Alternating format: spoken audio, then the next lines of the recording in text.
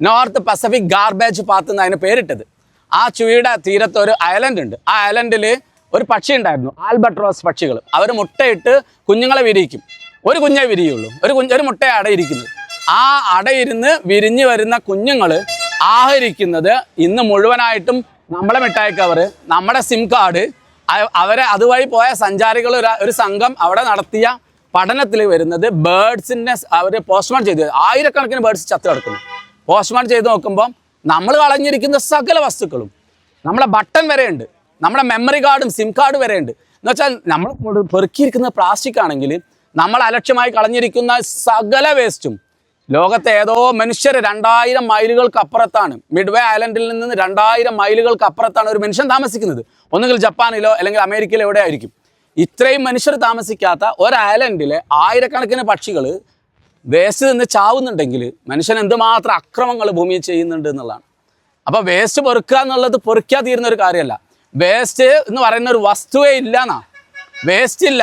യഥാർത്ഥത്തിൽ അലക്ഷ്യമായി വലിച്ചെറിഞ്ഞിരിക്കുന്ന വിഭവങ്ങളാണ് എല്ലാം. ഒരു ആപ്പിൾ കഴിക്കുമ്പോൾ അത് ഫ്രൂട്ടാണ്, നമുക്ക് കഴിക്കാവുന്ന ഒരു സാധനമാണ്. പക്ഷെ ആപ്പിൾ താഴെ വീണ് കഴിഞ്ഞാൽ അത് വേസ്റ്റാണ്. നമ്മളൊരു കീസിൽ മനുഷ്യൻ കണ്ടതിൽ ഏറ്റവും മികച്ച വസ്തു ഏതായിരിക്കും? ശാസ്ത്രം കണ്ടെത്തിയതിൽ മനുഷ്യൻ ഏറ്റവും എളുപ്പമുണ്ടാക്കിയ വസ്തു അത് പ്ലാസ്റ്റിക്കാണ്. പ്ലാസ്റ്റിക് ഉപേക്ഷിക്കണം ഞാൻ എവിടെയും പറയാറില്ല. കാരണം മനുഷ്യന് പ്ലാസ്റ്റിക് ആവശ്യമുണ്ട്. പ്ലാസ്റ്റിക്കാണ് ചെയർ, പ്ലാസ്റ്റിക്കാണ് മൈക്ക്, പ്ലാസ്റ്റിക്കാണ് നമ്മുടെ മൊബൈലെല്ലാം. പ്ലാസ്റ്റിക്കിനെ കരുതലോടെ ഉപയോഗിക്കുക, അല്ലെങ്കിൽ പ്ലാസ്റ്റിക്കിനെ സ്നേഹിക്കുക എന്നാണ് പറയേണ്ടത്. ആ പ്ലാസ്റ്റിക് നമ്മുടെ മുന്നിൽ നിൽക്കുമ്പോൾ നമുക്കൊരു വിഭവവും, പ്ലാസ്റ്റിക് നമ്മളെ കയ്യിൽ നിന്ന് താഴേക്ക് വീഴുമ്പോൾ അതൊരു വേസ്റ്റുമാണ്. ഇതാണ് വേസ്റ്റിൻ്റെ കോൺസെപ്റ്റ്. അപ്പോൾ ഇവിടെ ക്ലീൻ ഹോപ്സുകാർ നമ്മുടെ പ്ലാസ്റ്റിക് എല്ലാം കൊണ്ടുപോകുമ്പോൾ അതൊരു വിഭവമാണ്. അത് അവർ എന്തെങ്കിലുമൊക്കെ ആക്കി റീസൈക്കിൾ ചെയ്യും. ഇപ്പോൾ റീസൈക്കിളിനേക്കാളും വലിയൊരു സാധനം ഉണ്ട് കേട്ടോ. ഇപ്പോൾ റീസൈക്കിളിനേക്കാളും വലുതാണ് അപ്സൈക്ലിംഗ് എന്ന് പറഞ്ഞ കോൺസെപ്റ്റ്. എന്ന് വെച്ചാൽ ഒരു വസ്തു രാസപ്രക്രിയയുടെ ഭാഗമായിട്ട് വീണ്ടും റീസൈക്കിൾ ചെയ്യുന്ന മുന്നേ ഒന്നുകൂടി ഉപയോഗിക്കുന്നതാണ് അപ്സൈക്കിൾ എന്ന് പറഞ്ഞത്. ഒരു ബോട്ടിൽ എടുത്തിട്ട് നമ്മൾ ചെടി വെക്കുന്നുവെങ്കിൽ അത് അപ്സൈക്ലിംഗ് ആണ്. അത് ചെടിയുടെ ആവശ്യം കഴിഞ്ഞിട്ട് നമ്മൾ റീസൈക്കിൾ ചെയ്യാൻ പറ്റും. ഒരു ടീഷർട്ട് എടുത്തിട്ട് നമ്മൾ റീസൈക്കിൾ ചെയ്യുന്നതിന് മുന്നേ അതെടുത്തൊരു സഞ്ചി ആക്കുന്നത് അപ്സൈക്ലിംഗ് ആണ്. എന്ന് വെച്ചാൽ വേസ്റ്റിൻ്റെ മാനേജ്മെൻറ്റിൽ ലോകത്ത് വലിയ ചർച്ച നടക്കുന്നുണ്ട്. അപ്പോൾ വേസ്റ്റ് എങ്ങനെ മാനേജ് ചെയ്യണമെന്ന് ചോദിച്ചാൽ ആദ്യം അപ്സൈക്കിൾ ചെയ്യണം, പിന്നെ റീസൈക്കിൾ ചെയ്യണം. അങ്ങനെ ലോകത്ത് വേസ്റ്റ് എന്ന് പറഞ്ഞ കോൺസെപ്റ്റ് ഇല്ല. കോടാനുകോടിയുടെ ബിസിനസ്സാണ് വേസ്റ്റ് മാനേജ്മെൻറ്റിൽ നടക്കുന്നത്. ആക്രി ബിസിനസ് എന്ന് പറയുന്നത് നമുക്ക് ഏറ്റവും പ്രിയപ്പെട്ട ബിസിനസ്സായി തീരണം. അപ്പം എല്ലാവരോടും ഒരിക്കൽ കൂടി പറയുന്നു, കടലാസ് ഉൾപ്പെടെ ഒന്നും കളയരുത്. എല്ലാവരുടെയും തുണികളും ഒന്നും കളയരുത്. തുണികളെല്ലാം പാവങ്ങൾക്ക് എത്തിച്ചു കൊടുക്കുക. നമ്മുടെ കയ്യിലുള്ള പ്ലാസ്റ്റിക്കുകളെല്ലാം ഹരിത കർമ്മസേനക്കാർക്ക് വൃത്തിക്ക് കൊടുക്കുക. ഹരിത കർമ്മസേനക്കാർക്ക് 50 രൂപ കൊടുക്കുന്നതിന് എത്ര പ്രസംഗങ്ങളുണ്ടെന്ന് അറിയോ? 50 രൂപ സ്വന്തം അമ്മയെ പോലെയുള്ള മനുഷ്യർ വീട്ടിലേക്ക് വരുമ്പോൾ കൊടുക്കാൻ മടിച്ചിട്ട് അവരാട്ടിപ്പായിപ്പിക്കുന്ന ആളുകൾക്കും ലൈക്കും തമ്പും കിട്ടുന്നുണ്ട്. ഇവരെല്ലാം നമ്മുടെ അമ്മമാരാണ്. വീട്ടിലേക്ക് ഈ ഹരിത കർമ്മസേന എന്ന് പറഞ്ഞ് വരുന്നവർ ഓരോരുത്തരും നമ്മുടെ അമ്മമാരാണ്. ആ അമ്മമാർക്ക് മാന്യമായിട്ട് അത് കൊടുക്കണം. അതിലുമെല്ലാം ഒളിപ്പിച്ച് വെക്കുക. പാമ്പേഴ്സ് അല്ലെങ്കിൽ സാനിറ്ററി പാഡുകളൊക്കെ വേസ്റ്റൊക്കെ അതിലിട്ട് ആ അമ്മമാരത് അവരുടെ മെറ്റീരിയൽ റിക്കവറി ഫെസിലിറ്റി സെൻറ്ററിൽ വെച്ച് ഇത് തരംതിരിക്കുക. എന്തൊരു ബുദ്ധിമുട്ടാണ്. നമ്മൾ തന്നെ അവിടെ തരംതിരിച്ചാണ് എടുത്തത്. അപ്പോൾ ഓരോരുത്തരും ഇനിയുള്ള കാലങ്ങളിൽ കേരളത്തെ സംബന്ധിച്ചിടത്തോളം കേരളം മുഴുവൻ സഞ്ചരിക്കുകയാണ്. 3 കോടി മനുഷ്യരും സഞ്ചരിക്കുകയാണ്. ആ സഞ്ചാരത്തിൻ്റെ വഴികൾ മുഴുവനും ഈ ഒരു വേസ്റ്റ് ക്രിയേറ്റ് ചെയ്യാൻ തുടങ്ങിയിരിക്കുകയാണ്.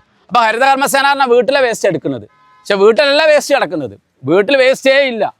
വീട്ടിലെ വേസ്റ്റിനേക്കാളും വേസ്റ്റ് ഈ പറയുന്ന വഴികളിലാണ്. കടലിലും കാട്ടിലും നാട്ടിലുമാണ്, പുഴയിലാണ്, കുളങ്ങളിലാണ്, നമ്മുടെ വഴിയരികിലാണ്, അങ്ങാടികളിലാണ്, എവിടെയും വേസ്റ്റാണ്. ഈ വേസ്റ്റിൻ്റെ പിന്നിൽ വലിയ അധ്വാനം നമുക്ക് ഇനി നടത്തേണ്ടി വരും. ഇത് ശരിക്കും പറഞ്ഞാൽ ഞാൻ അവസാനിപ്പിക്കുന്നു. ഒരു അനുഭവം പറയാം. ലോകത്തെ ഏറ്റവും മനുഷ്യർ 2 കോടി മനുഷ്യർ 3 കോടി മനുഷ്യർ തിങ്ങിപ്പാർക്കുന്ന ഗോവൻസോ സിറ്റിയിൽ ഞാൻ കുറേ ദിവസങ്ങൾ താമസിച്ചു. ഈ ചൈനയിലെ പട്ടണമാണ്. കോടാനുകോടി മനുഷ്യർ, 2.5 കോടി മനുഷ്യർ ഒരു സിറ്റിയിൽ. ആ സിറ്റിയിൽ ഒരു നദിയുണ്ട്. ആ നദിയുടെ പേര് പേൾ എന്നാണ്. ആ പേൾ നദിയുടെ തീരത്ത് കിലോമീറ്ററുകൾ ഇരുവരയിലുള്ള പട്ടണത്തിൽ മനുഷ്യർ മുഴുവൻ പുകവലിക്കുന്ന, ജങ്ക് ഫുഡ് കഴിക്കുന്ന, ധാരാളം പ്ലാസ്റ്റിക് ഉപയോഗിക്കുന്ന ചൈനക്കാരായ മനുഷ്യർ ഒരു കടലാസ് കഷ്ണം, ഒരു മിഠായി കവർ, ഒരു ബീഡി കൊറ്റി പേൾ നദിയിൽ ഒഴുകുന്നത് കണ്ടിട്ടില്ല. അതാണ് സാക്ഷരത എന്ന് പറയുന്നത്.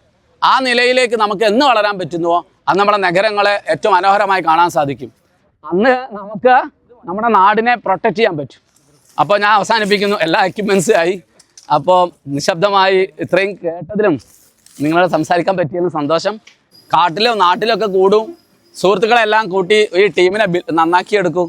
അപ്പോൾ വീണ്ടും കാണാം. ഓക്കെ, നന്ദി, നമസ്കാരം.